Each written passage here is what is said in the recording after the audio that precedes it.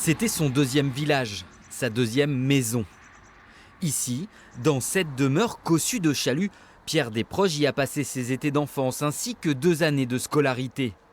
Il y a joué, il y a grandi, il y a façonné son humour acerbe, comme se souvenaient ses camarades et son institutrice. Il faisait beaucoup de farces, il aimait beaucoup chanter et il faisait beaucoup de farces. Quel genre de farce? Des blagues à sa grand-mère, qu'il aimait beaucoup, mais enfin au professeur, et puis à tous les autres gamins du coin. Il y en a un qui mettait en boîte tout le temps. Dès qu'il se mettait à réciter, il le singeait d'une manière tout à fait très amusante. J'étais obligée de le faire passer au vestiaire pendant tout le temps que durait l'interrogation. Mais vous, est-ce qu'il vous amusait ou vous énervait?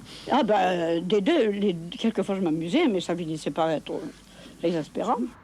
Desproges le coquin, Desproges le petit parisien à qui l'air limousin faisait le plus grand bien humoristique.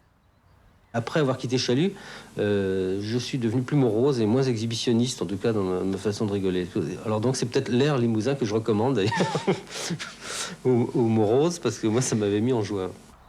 Pierre Desproges n'a jamais oublié ses racines limousines et réciprocité oblige, ses racines limousines ne l'oublieront jamais.